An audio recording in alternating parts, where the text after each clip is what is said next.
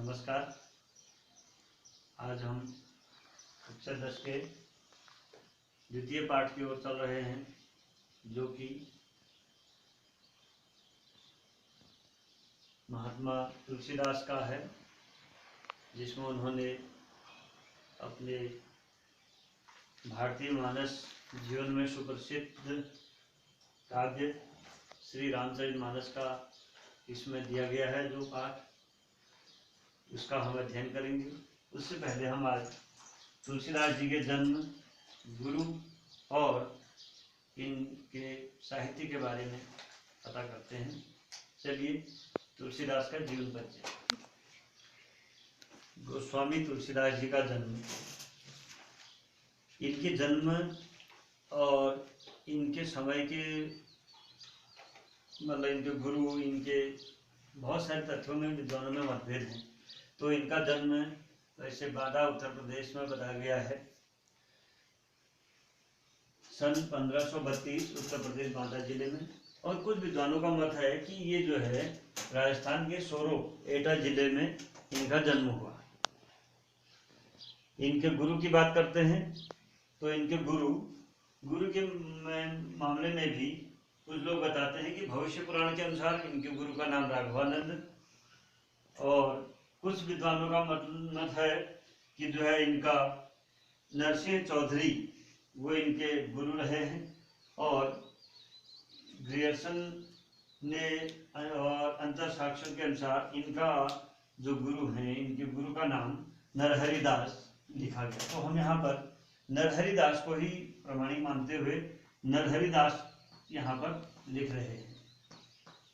नरहरिदास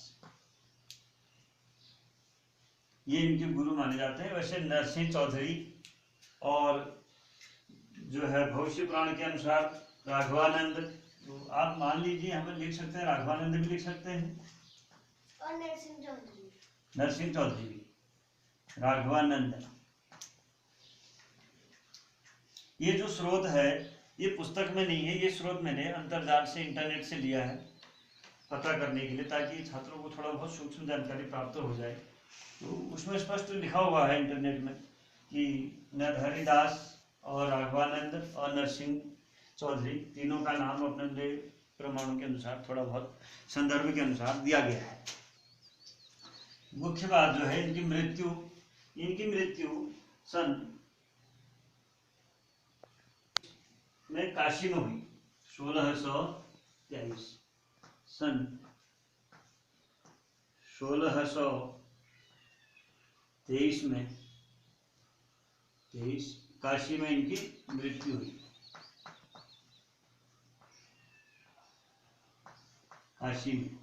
अब इनके बचपन की बात थोड़ा सा हम बात करते हैं। इनके बचपन का सही नक्षत्र में जन्म नहीं होने की वजह से इनके माँ बाप से इनका विछोह हो गया कहते हैं। तो बचपन से ही इनको माता पिता का विछोह रहा और ऐसे ही गुरु द्वारा शिक्षा प्राप्त की इधर उधर से।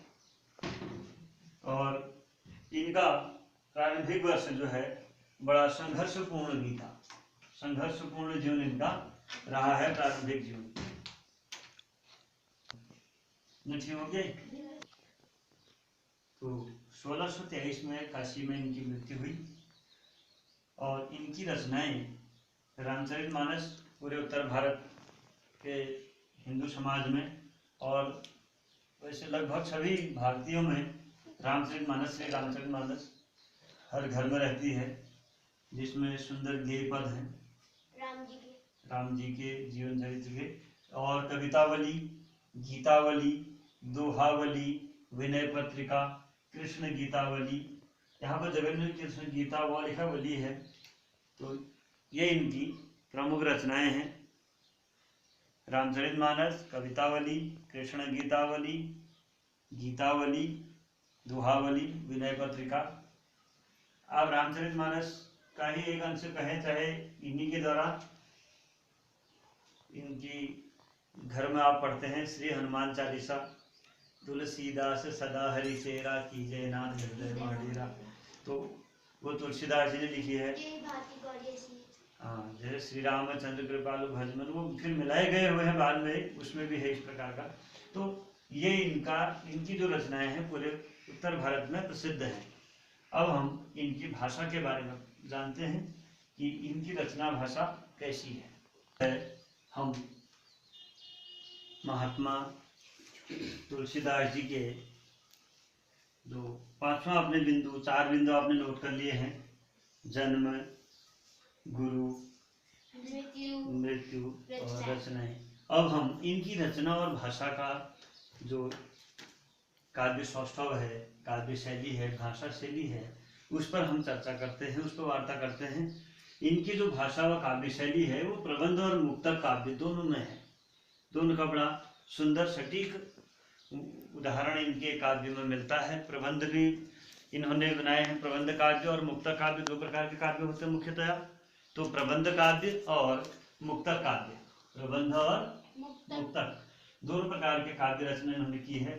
इनकी जो भाषा है वो संस्कृत निष्ठ है। संस्कृत निष्ठ का मतलब संस्कृत को लेते हुए, चाहते तो तुलसीदास जी इतने विद्वान थे कि संस्कृत में ही अपनी रचनाएं कर सकते थे, लेकिन तत्कालीन भाषा को विकास कहें, चाहे जनमानस की भावनाओं को देखें, तो इन्होंने अवधि में इन्होंने अपने काव्य संसार को रचा और अवधि के साथ साथ इन्होंने ब्रज भाषा में भी काव्य रचना की है।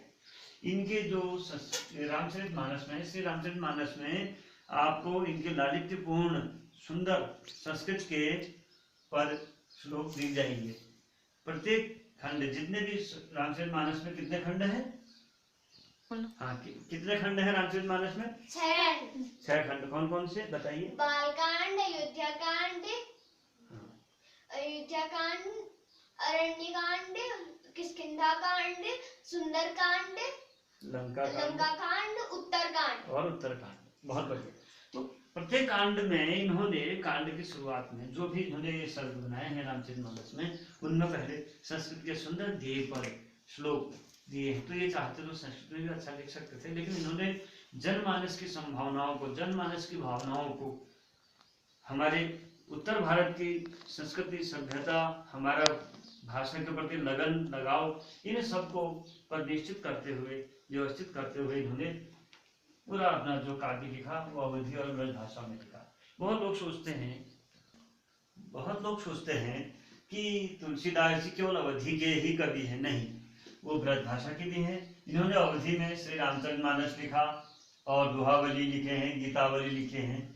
मैंने यहाँ केवल रामचरितमानस का दिया है, दोहावली, गीतावली भी है इसमें। और इन्होंने ब्रज भाषा में जो लिखा है, विशेषकर विनय पत्रिका और कवितावली, ये इनकी ब्रज भाषा में है। इसमें दोहा, छंद, सोरठे, हरिगीतिका, चौपाइयाँ, बहुत सारे इसमें छंद हैं। और विनय पत्रिका गेय पद में है और कवितावली में सवैया और कवित्व छंद, सवैया और कवित्व छंद इनकी कवितावली में है। ये सामान्य सा इनका एक भाषा संसार और काव्य शैली का परिचय है।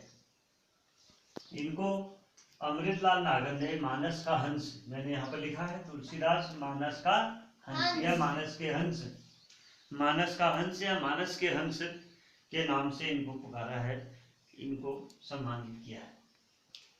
हमने जान लिया कि परिनिष्ठित संस्कृत निष्ठ साहित्य, अवधि भाषा, संस्कृत के विद्वान होने के बाद भी इन्होंने अवधि भाषा को अपनाया और इनकी जो रचनाएं हैं सरस हैं, सरल हैं और गेय पद में हैं। सुंदर ढंग से हम इनको गा भी सकते हैं। गेय पद मतलब हम उनको गा सकते हैं। कोई भी पद, दीन दयाल बिरदु संभारी, हरहु नाथ मम संकट हारी, गुरु गृह गए पढ़न दो भाई, अल्पकाल विद्या सवाई। इस प्रकार से इनकी जो रचनाएं हैं वो गेय पद में हैं, इनको हम गा भी सकते हैं। तो इसके बाद ये आज आपका इतना ये पाठ्यक्रम मतलब हो रहा है, इसको आप तैयार कीजिए, इसको सीखिए, बनाइए। और हमारे जो अगले कार्यक्रम है, अगला जो पाठ्यक्रम होगा, उस पाठ्यक्रम के लिए तैयारी कीजिए। नमस्कार।